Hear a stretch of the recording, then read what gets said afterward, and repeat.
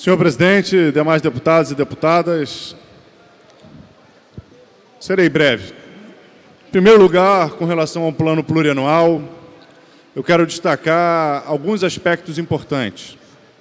Primeiro deles, que algumas políticas que recentemente a gente conseguiu aprovar aqui nessa casa, é importante que elas estejam melhor consolidadas como políticas de longo prazo, portanto, melhor consolidadas no plano plurianual, como forma de contribuir para que o Rio de Janeiro enfrente a sua crise econômica e social.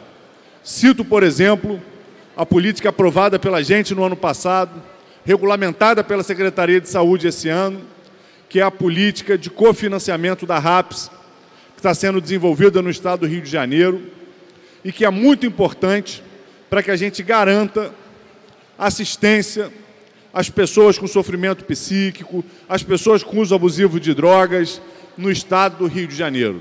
É muito importante que essa política do estado passar a ajudar os municípios nas políticas de saúde mental, como está previsto na legislação federal da reforma psiquiátrica, de que essa seja uma legislação permanente, para que dê segurança, para que os municípios invistam mais nos dispositivos da RAPS, mais centros de atenção psicossocial, mais residências terapêuticas, mais unidades de acolhimento. É fundamental que isso seja uma política consolidada no longo prazo. E a outra é a política estadual de agroecologia e produção orgânica. É muito importante que a gente incorpore no texto do plano plurianual essas políticas para que elas tenham vida longa. Fortalecer a agroecologia, fortalecer a produção orgânica é gerar trabalho, é gerar renda, é melhorar o meio ambiente, é produzir condições de promoção à saúde no estado do Rio de Janeiro. Então, esses são aspectos que a gente considera que são estruturantes do debate do plano plurianual, de políticas públicas que foram aprovadas nessa casa e que a gente tem que incorporar de uma forma mais bem delimitada do que o que se encontra agora no corpo da PPA.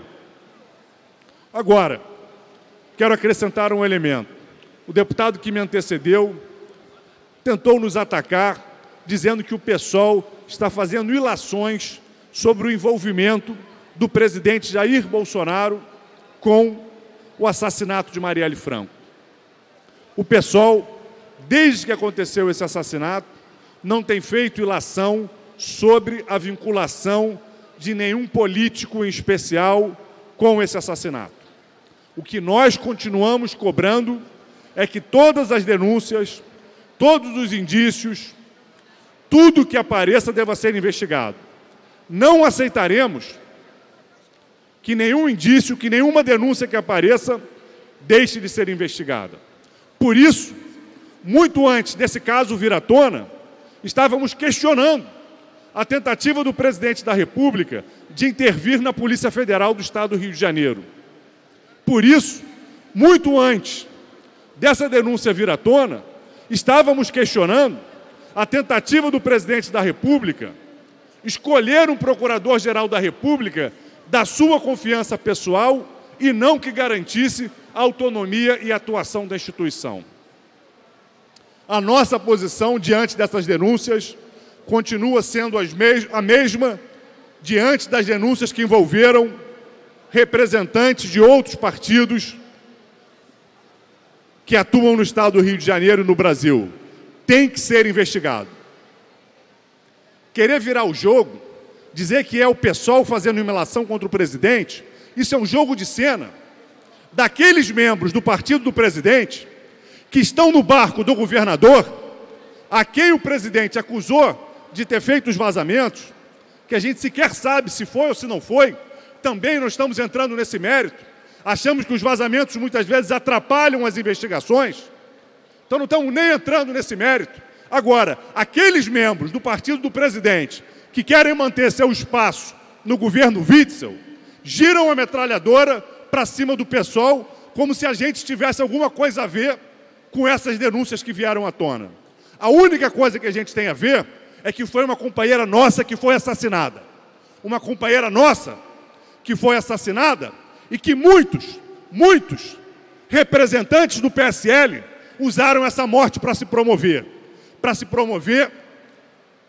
Quebrando placas da Marielle, posando fotos e fazendo atuações absolutamente abjetas. Não querem largar seus carguinhos no governo Witzel. Ataquem a Rede Globo, ataquem quem vocês quiserem. Agora não tentem nos envolver nessa briga da lama que vocês estão envolvidos. O que a gente quer é a apuração das denúncias, dessas como de todas as outras. Não ficaremos fazendo ilação. Não vamos fazer ilação, não vamos buscar vinculação. Cabe à polícia, cabe ao Ministério Público, cabe à Procuradoria-Geral da República investigar. E a nossa cobrança é essa. Aqueles que querem jogar cortina de fumaça na nossa cobrança, porque querem manter seus carguinhos no governo estadual e, ao mesmo tempo, parecerem fiéis ao presidente da República, que escolham em que barco estão. Agora, não venham nos puxar para essa lama. Nós não vamos fazer ilação, nós vamos cobrar investigação, como cobramos de todos os indícios que vieram à tona até agora durante essa investigação do assassinato da nossa companheira e amiga Marielle Franco. Não havendo quem queira discutir, encerrada para discutir. Vossa Excelência não discutiu ontem os dois temas? Está no PPA, agora vou. Ontem o acordo era para fazer uma discussão única dos dois temas, sem prejuízo, não tem problema nenhum, vamos voltar. Esse foi o acordo que nós fizemos ontem de encaminhamento. Não havendo mais quem queira discutir a mensagem 29/2019. Senhor presidente. Retorna às comissões para recebimento de emenda. PPA está saindo de pauta agora, já discutimos ontem e hoje. Agora vamos discutir a LOA. Senhor presidente, eu sou testemunha do acordo, discutir PPA e LOA junto e estou sentado aguardando acabar a discussão, não estou inscrito. O PPA vai ficar a partir do dia 31 até o dia 6 para recebimento de emendas. Anuncio em regime de prioridade em discussão prévia, segundo dia, sujeito a disposições especiais de acordo com os artigos 197 a 201 do Regimento Interno. Projeto de Lei 1364/2019, de autoria do Poder Executivo, mensagem 29/19, que institui o Plano Plurianual do Estado do Rio de Janeiro. Perdão, esse já foi. Regime de prioridade em discussão prévia, segundo dia, sujeito a disposições especiais de acordo com os artigos 197 a 201 do Regimento Interno, projeto de Lei 1365/2019, de autoria do Poder Executivo, mensagem 30/19, que estima a receita e fixa a despesa do Estado do Rio de Janeiro para o exercício financeiro de 2020. Parecer da Comissão de Orçamento, Finanças, Fiscalização Financeira e Controle, favorável com ressalvas, com emenda do deputado Luiz Paulo, e voto divergente favorável, com ressalvas do deputado Eliomar Coelho. Relator, deputado Rodrigo Amorim. Para discutir, o deputado Valdec Carneiro, em seguida, o deputado Eliomar.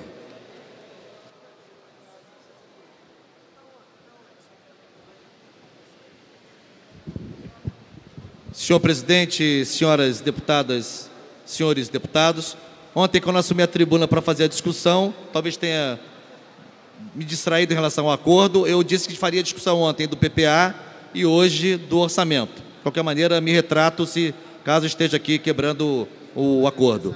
Eu quero, em primeiro lugar, já que vamos discutir orçamento, aproveitar para fazer um registro, deputada Dani Monteiro, porque encontrei com uma assessora sua ontem na atividade, do lançamento desse livro Maria da Conceição Tavares, né, que é um livro que discute e restitui a vida, as ideias, as teorias e as políticas formuladas, engendradas, concebidas por esta grande mulher, esta grande portuguesa radicada no Brasil, dos maiores nomes da economia brasileira do século XX, com fases importantíssimas na sua trajetória, a fase na CEPAL, ao lado de Celso Furtado, a fase na Unicamp, a fase na UFRJ, onde se tornou professora emérita daquela instituição. Portanto, cumprimento não apenas a Maria da Conceição, que fez aqui uma dedicatória muito carinhosa para nós, mas, sobretudo, a professora Ildete Pereira de Mello,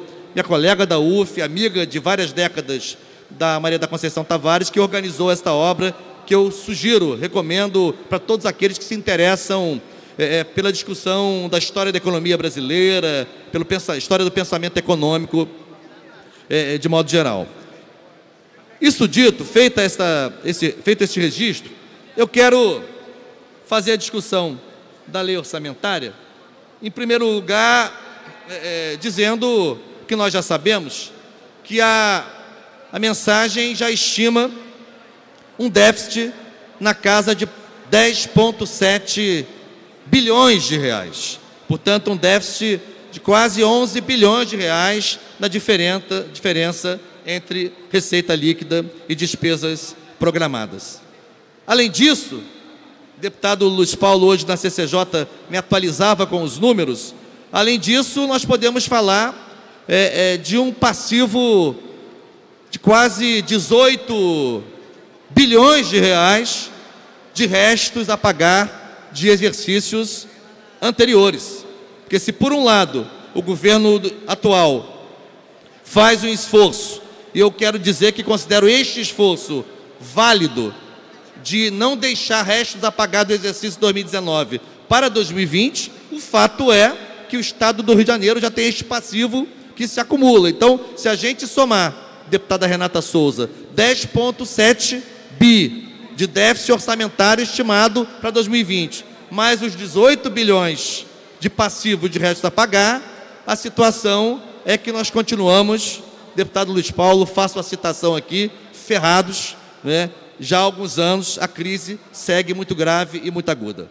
Bom, o que me chamou a atenção também é que, de novo, entra como variável o regime de recuperação fiscal e sua possível ou eventual prorrogação a partir de setembro do ano que vem.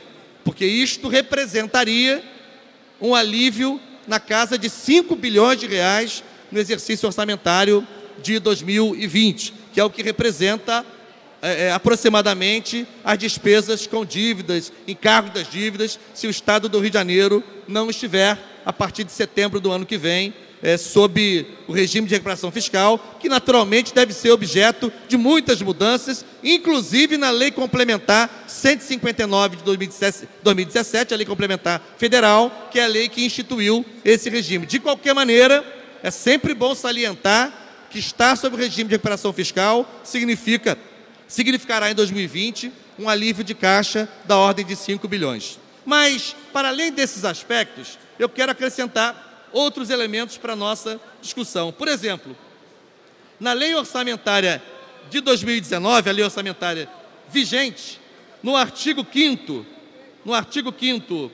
parágrafo 1º, se percebe o seguinte: os poderes judiciário e legislativo, o MP, o TCE, a Defensoria, ficam autorizados a realizar transposições, remanejamentos ou transferências dentro de suas respectivas unidades orçamentárias, exceto em dotações consignadas e despesas com pessoal e encargos. Ora, deputado Carlos Mink, no projeto de 2020, não se faz esta excepcionalização em relação às despesas de pessoal e encargos. Ou seja, admite-se um cancelamento de dotações orçamentárias, inclusive para pessoal e encargos, o que não estava posto na LOA de 2019. Essa é uma diferença importante que eu quero aqui chamar a atenção de deputados e deputadas, caso não tenha observado esse detalhe. Outro aspecto que eu quero aqui apresentar é que, na discussão feita na Comissão de Orçamento, na terça-feira, sobre o orçamento da Educação, Ciência e Tecnologia, o secretário Pedro Fernandes, tema mencionado aqui ontem na tribuna pelo deputado Flávio Serafini, fez menção a um fato que de fato é relevante do ponto de vista da análise do comportamento, digamos, da evolução ou da involução do orçamento na área da educação. O secretário Pedro Fernandes demonstrou que na SEDUC, nesta unidade orçamentária específica, a SEDUC, vem tendo nos últimos 20 anos uma redução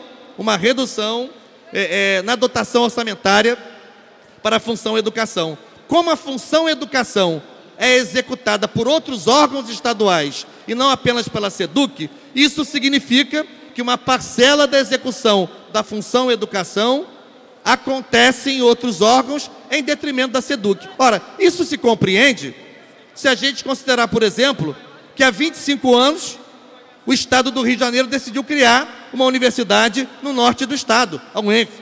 Há cerca de 15 anos decidiu criar uma universidade na zona oeste da cidade do Rio de Janeiro, a UESO.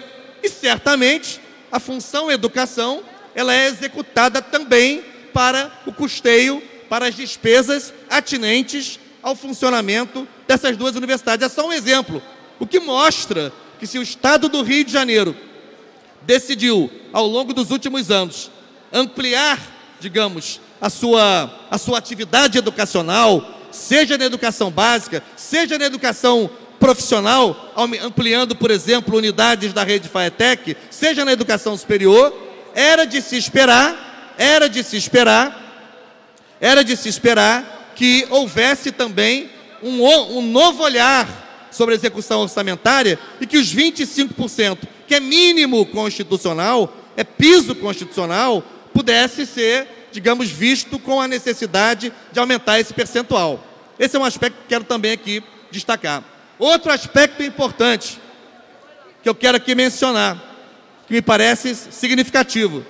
O governo do Estado, na sua exposição de motivos sobre o orçamento 2020, admite,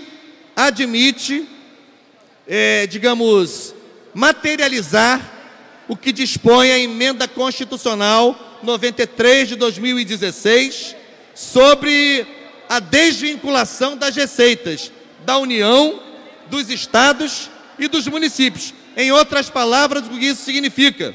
Significa a possibilidade, por exemplo, de desvincular receitas que estão asseguradas constitucionalmente à FAPERJ, a Fundação de Amparo à Pesquisa, que tem uma vinculação orçamentária que lhe garante 2% da receita tributária líquida a cada exercício.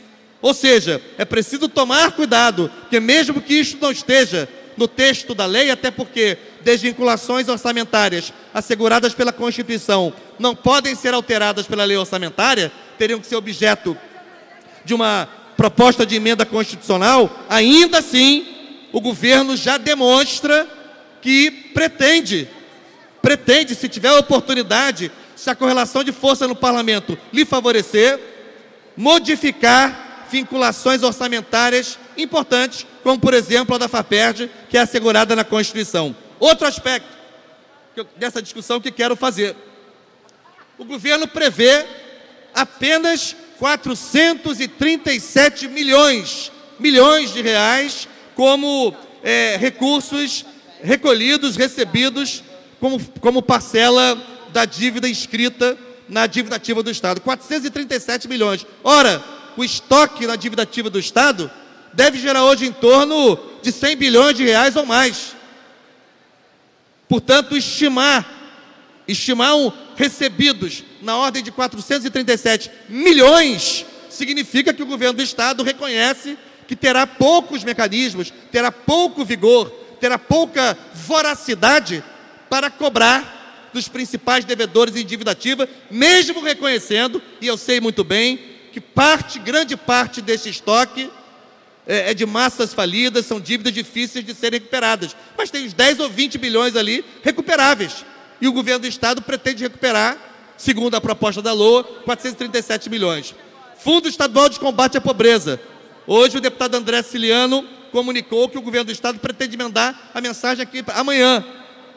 Já era para ter mandado, porque prevê uma dotação orçamentária de quase 5 bilhões para o FECP. Portanto, tem essa discussão que eu quero aqui não deixar passar em branco. E por último, quero falar de 3 aspectos. Um aspecto relacionado à economia popular solidária. Eu quero ressaltar a importância de que este setor da economia do Rio de Janeiro, agricultores familiares, catadores, artesãos, enfim, uma série de atividades que se organizam sob os princípios da economia popular, atividades de agricultura que trabalham na perspectiva da agroecologia, da produção de orgânicos, tenham a possibilidade de um lugar institucional e visível na peça orçamentária de 2020. Por exemplo, a economia popular solidária precisa de um centro público no Rio de Janeiro, um centro público na capital, para canalizar a produção dos empreendedores solidários, dos empreendedores coletivos, autogestionários. É muito importante que isso tenha previsão orçamentária. Concluindo já mais um minuto. Lembrar também, nós aprovamos na lei orçamentária de 2019, houve veto, nós derrubamos o veto, inscrevemos no texto da LDO. É preciso que reapareça na LOA 2020 o PCCS da saúde. É inaceitável que não haja nenhuma previsão orçamentária, nenhum níquel, haja um apagamento completo desta luta tão indispensável, não apenas para os servidores, mas para o funcionamento do SUS no Rio de Janeiro, deputada Marta Rocha. Deputado Waldeck, eu queria lhe cumprimentar pela sua observação e dizer que assisto aqui a sua manifestação e lamento não ter feito também, no momento que ocupei a tribuna, a observação que Vossa Excelência faz. A questão do PCCS da saúde precisa efetivamente ser decidida. Hoje quero agradecer aqui a intervenção do presidente dessa casa, que estamos, mais uma vez, buscando, junto à Casa Civil, uma reunião com o governador. Pretendo, e aí queria conclamar todos os deputados, vejo aqui a deputada enfermeira Rejane, Vossa Excelência, que tanto lutaram pela questão do PCCS. Acho que no teor das nossas emendas deveríamos, de alguma maneira, atender a esse questionamento, já que a Secretaria de Estado de Saúde fez a compensação que era necessária. Portanto, o que temos aí é um grande imbróglio político e devemos lembrar que o PCCS foi um compromisso do então candidato Wilson Witzel no momento de apresentar os seus projetos para a assunção ao governo do Estado do Rio de Janeiro. Muito obrigada. Obrigado, deputada Marta Rocha. Deputado André Ciliano, me dê mais um minuto, que eu quero dizer o seguinte: não apenas reforçar que o PCCS não pode ficar invisível na LOA 2020, mas lembrar também, se a gente olhar, deputado Flávio Serafini, a assistência social, a saúde, a educação, a cultura e a ciência e tecnologia, essas áreas do campo das políticas sociais, todas elas tiveram redução na sua programação orçamentária. Todas elas, com maior ou menor potencial. Isso é digno de nota, como o governo Witzel reduz a dotação orçamentária de todas essas áreas que se inscrevem no campo das políticas sociais. E por último, André, fazer um apelo a Vossa Excelência. Nem precisaria fazer um apelo, que sei da sensibilidade de Vossa Excelência para o tema, mas é muito importante para o movimento de mulheres negras do Rio de Janeiro, para a autoestima desse movimento, para o reconhecimento dessa luta, que no orçamento da Alerj haja uma dotação orçamentária. Não estou tratando do valor, isso é uma coisa que a gente pode discutir, mas haja uma dotação orçamentária claramente explicitada para o funcionamento do Fórum Permanente de Diálogo, que hoje teve a sua resolução aprovada, vai ser promulgada e, portanto, faço aqui essa vocalização em defesa desse movimento que é fundamental para a luta por direitos no Rio de Janeiro, que é o movimento de mulheres negras do nosso Estado. Obrigado.